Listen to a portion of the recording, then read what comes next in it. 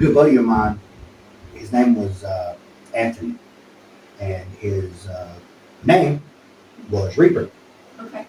And he had that. Good name. Oh, I mean, he had that full on like 24/7. Like I've been in the dude's house, and 24/7 he has that full on scary biker persona. And he remember he always had a sheath on his belt that had a halfway open buck knife where he could reach back there, and when he pull it out, he would click and lock in place. Oh wow. And he done all the music, and there was a couple of guys that done the bouncing the front door, and the Reaper's wife was the bartender.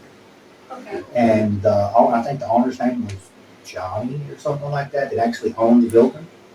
And we done where I wrestled at, rented him out the ring, and they do like tough man. Okay. And there was a lot of downtime, and he was like, "Well, I need something to try to fill this, to because everybody will come in and see a little bit, and think it's over with, and they'll leave."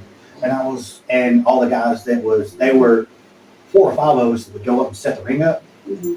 And I was like, "Dude, we're all wrestlers. Why don't you let us wrestle in between?" He's like, "Well, I can't pay y'all or nothing like that." And I was like, "No, I know." He's like, "Because the only money is the money the guys put in for the tough man, and they get the pot at the end." Mm-hmm. Yeah.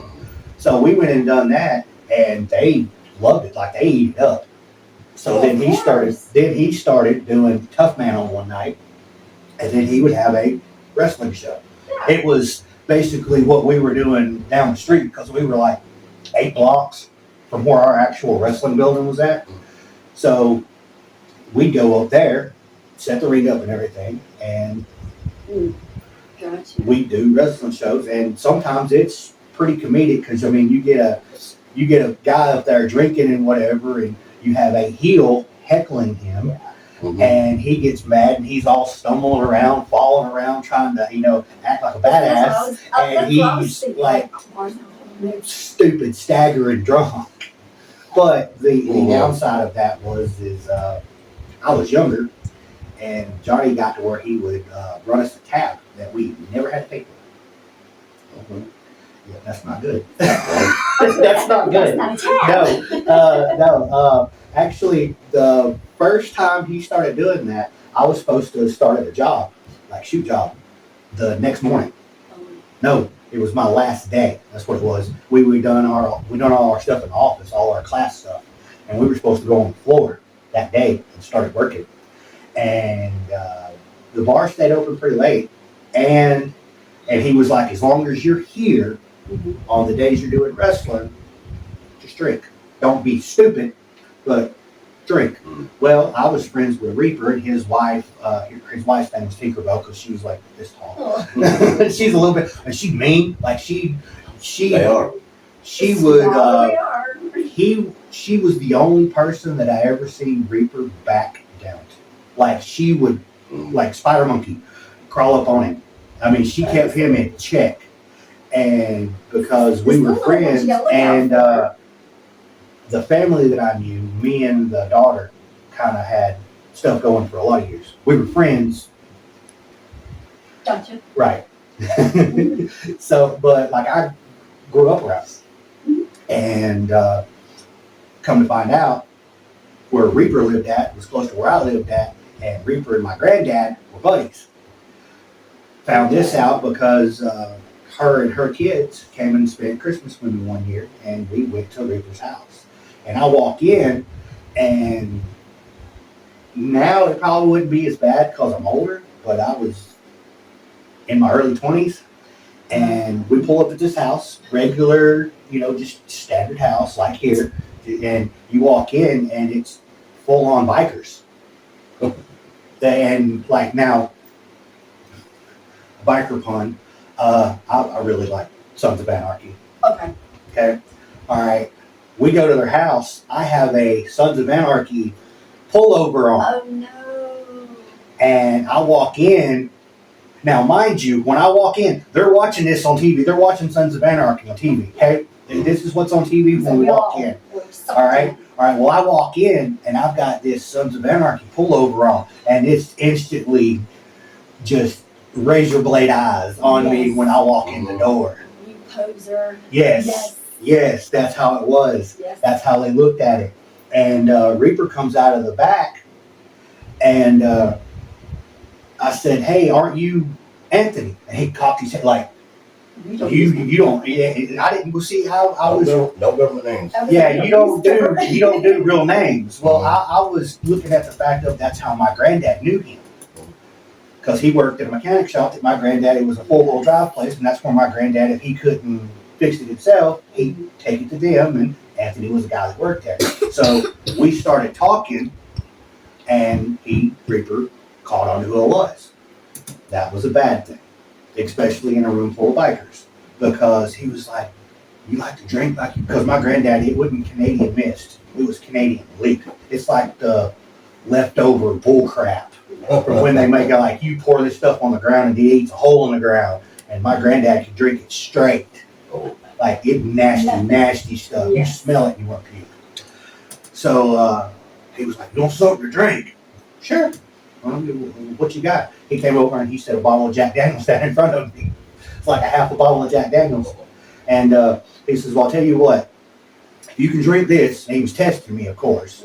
And he was fucking with me because I was there with his, it was his niece. Lonnie was his niece or cousin or something. And he was, doing the daddy with a gun thing. Right. Being protective. Right. So he sets this bottle down in front of me, and he's like, "Well," he said, "little man, I'll give you two choices." He said, "You can either drink this bottle or we're going to kick your ass."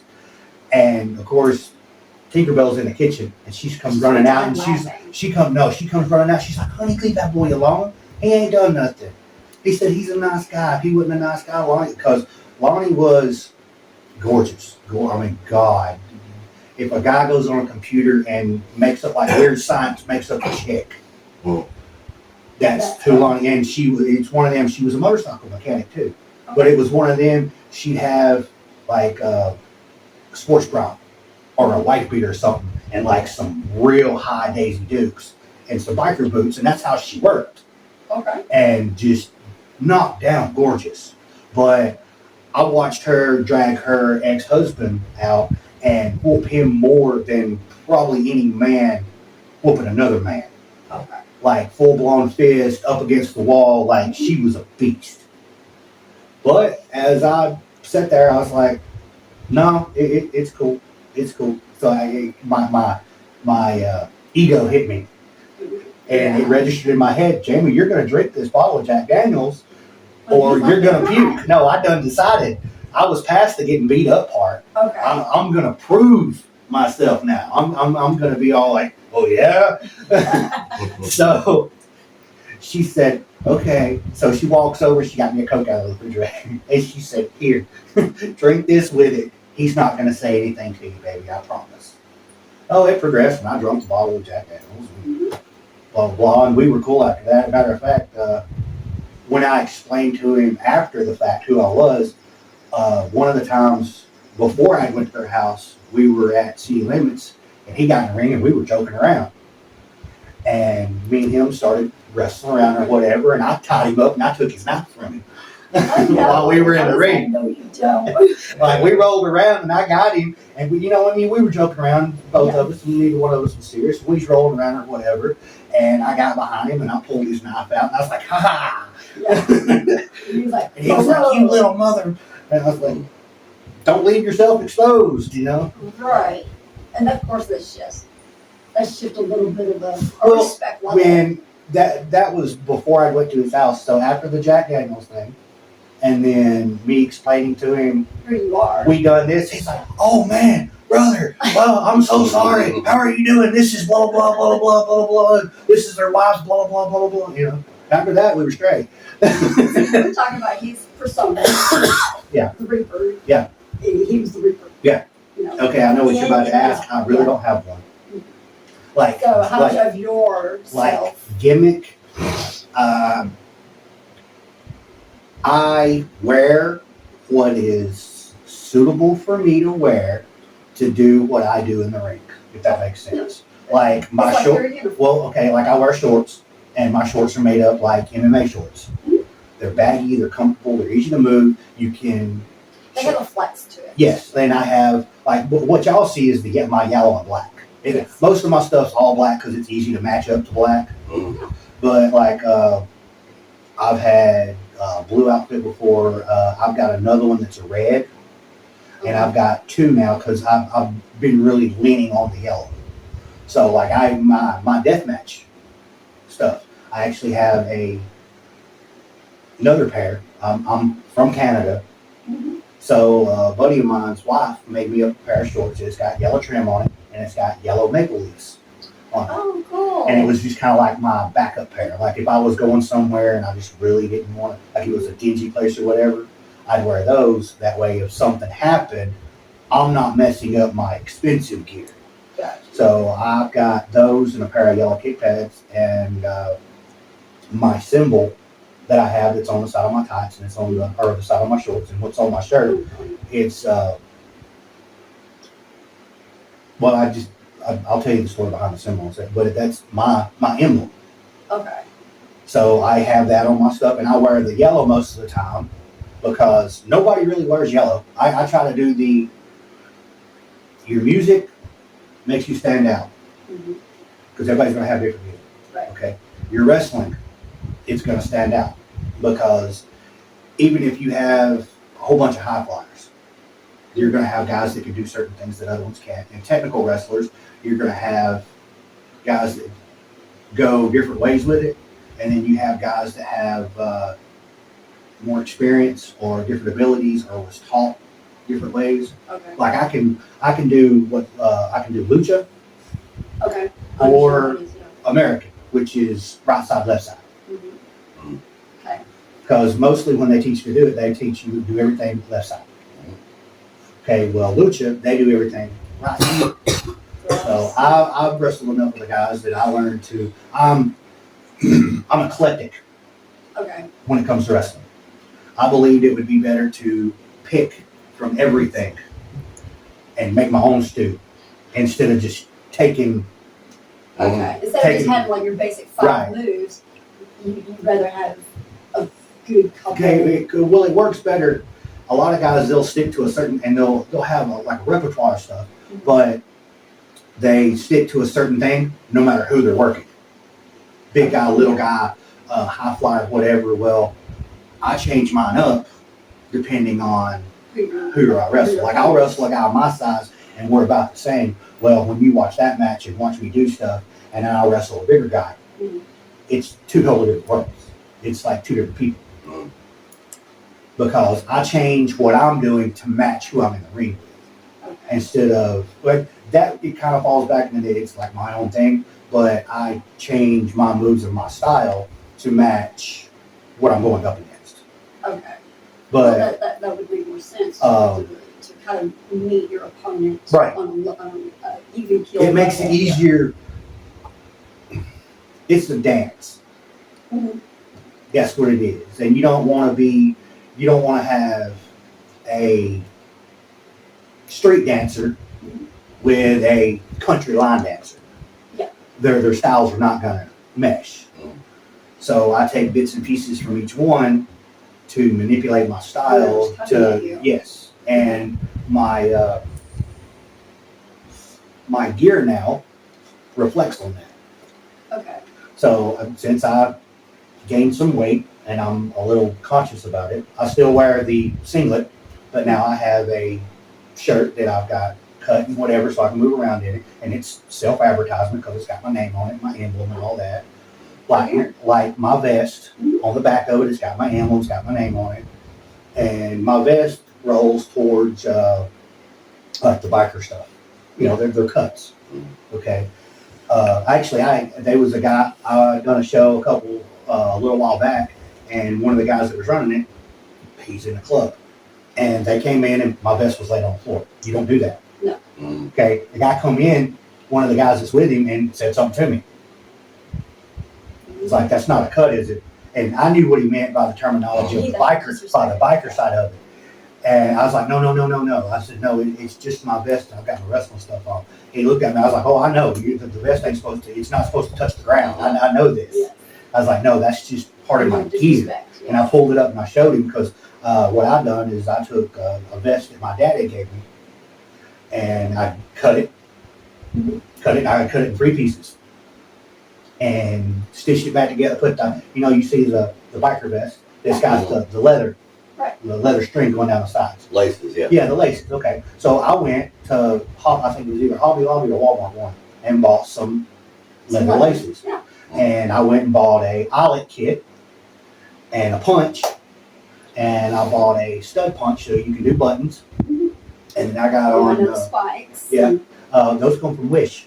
Gotta love Wish. Those come from Wish. All the spikes that are on it, and a good majority of the patches that are on it come from Wish. Now you throw your fist up in the air.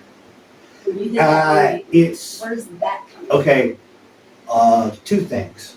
It's first of it was I was in a group and it was called Omega Virus, and that was what they done. It's a defiance. Okay, like how the black folks would do the Black Power thing. Okay, it's a Yes. defiance thing. Okay, the other part of it is Disturbed. 10,000 fists in the air, for Mhm. example. It's a defiance thing. So, Oh, there you go. So you did that one. well, I started doing it with the Omega Virus, and it just kind of stuck. And I still like you watch TV now and you see the wrestlers will come out and the crowd's singing their song. Mhm. Okay, well, you come out and you do the fist in the air. People, associate it with you, so they like you, so they do the same thing. It goes. It's like them cheering for you. Well, see, I will admit, when I first saw you come out, I was like, oh, okay. He's going to be stiff. He's going to be, he's not going to be legit a lot. Well, the guy you were up against, he was cocky, he was arrogant. You remember who it was? I think it was a guy in Mississippi. He was a black gentleman. Yes. He The one was just where he puked in the floor after, Yes, I was gonna say, after your chokehold. absolutely choked And hadn't him been back out. since. I was thrilled. Yeah. Well, I it saw was. that man It got cheer. to. Well, there was a lot that went into that. He shows up, young guy, real good. He's good. Yeah. But had he moves. is arrogant, like he wouldn't believe. You could tell the arrogance in him. And maybe Shane won't hear this. If he does, I sorry. was gonna say, that gentleman has not been back. If he was told not to come back. Okay. He was told not to come back. But Was he Shane, drinking? huh? Nope. No, he's straight edge. He might smoke pot. I've just heard it. I've just smelt it and heard the talk of it. I've never really seen him. Yes, which everybody nowadays pretty much does that anyway. So, but He just seemed very vocal. yes. And Well, more it's because obnoxious I than went I in. The way I like to do stuff is if it's somebody that I've never met before, because now we have access to the wonderful internet. Yeah. Is I'll go in and look a guy up. Mhm. It'll give me a general idea of what I'm getting into, like what they know how to do, so that way I'm not just some idiot going in and we're having to sit here like It's like a football coach. yes, Having right. to go back and Watching look at videos. Videos that people Yes. prepared his people for. So I went in and started watching stuff on him and watching his promos and watching his matches, and a lot of stuff was because he looked pretty and could move around or whatever. It was handed to him. Okay. I could be wrong with that. That's just a personal observation.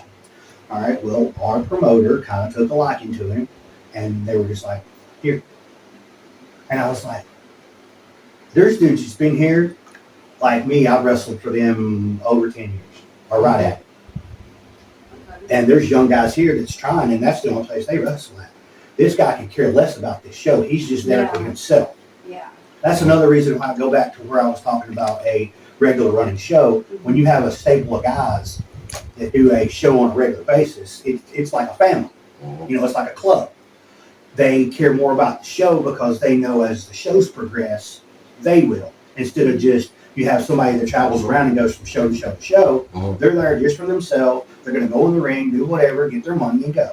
And whatever happens to that show when they're not there, they don't care about it.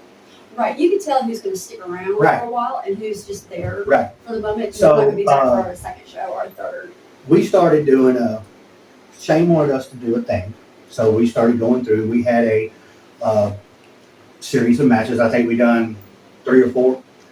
So we do once a month, so that's 3 or 4 months. Yeah. And we had we set it up one night, and then we had I had a title, he had a title. It was supposed to have been whoever wins, like Hulk Hogan Ultimate Warrior type deal. Whoever wins gets both belts. Yes. So as it progressed along, we had different matches with different step ups. Like there was one of the matches I got from Tommy Dreamer and Sandman in ECW. It was back when that guy, there was a kid that was in Singapore that got caught stealing. And they believe in public corporal punishment, or they did. Yes. So they took the dude out and strapped him up, and what we call kendo sticks in Singapore cane. Yes. And to them, it's like how we got sugar cane and stuff that goes around. Okay, well, theirs is like that. They use them for water pipes, whatever, and that's what they would beat prisoners with. Like you see the Japanese where they're like, Yeah, okay, I've that's- seen the public. that's where it all come from. Well, Tommy Dreamer and the Sandman started incorporating that because it was different and it was violent.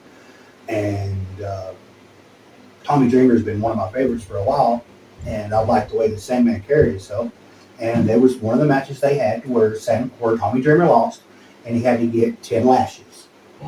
So he grabs the ropes and he gets beat with a kendo stick.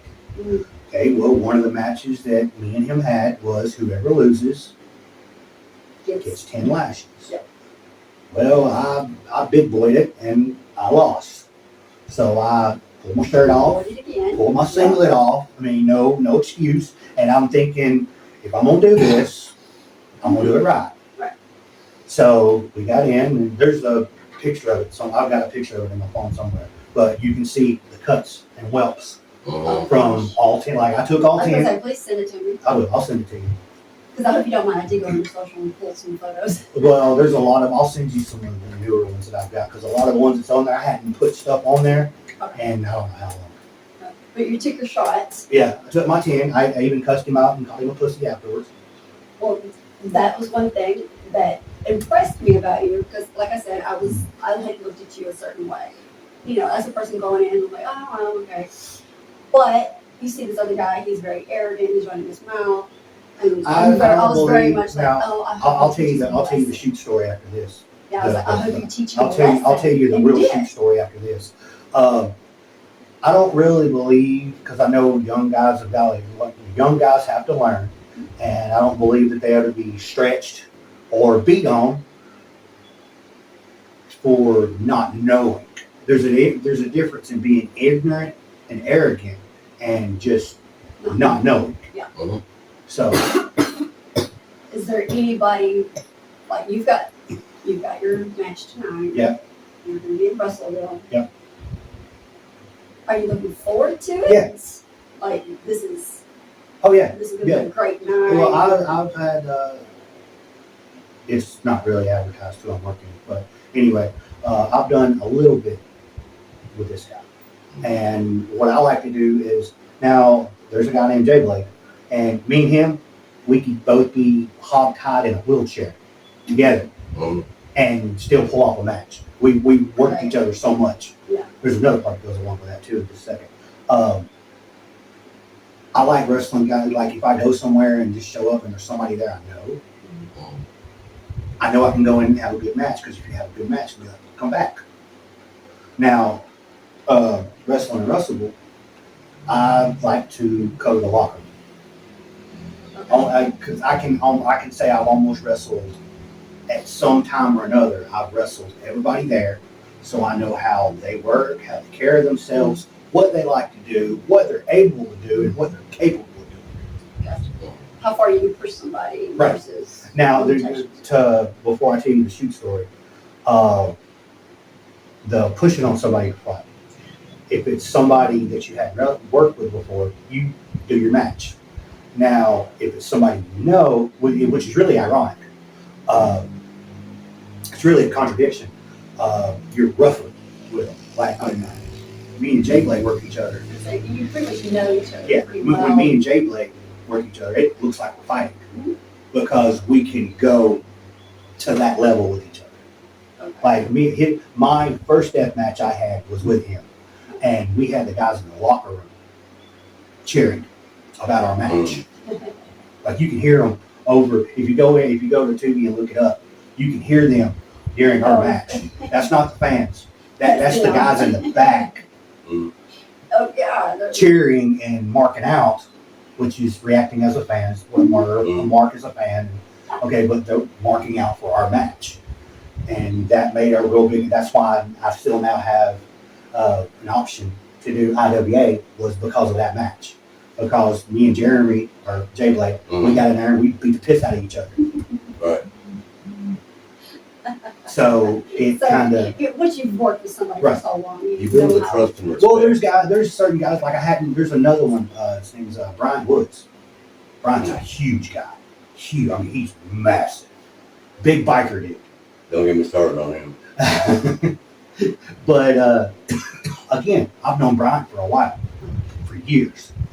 Like I remember from when he had his surgeries to getting bigger and whatever, and me and him had a death match, and it's the same thing. Me and him went, full on, just hard as. I mean, I'm sure if he was really to whatever, Brian would probably be able to knock me out. But me and him, for the most part of it, me and him went toe to toe.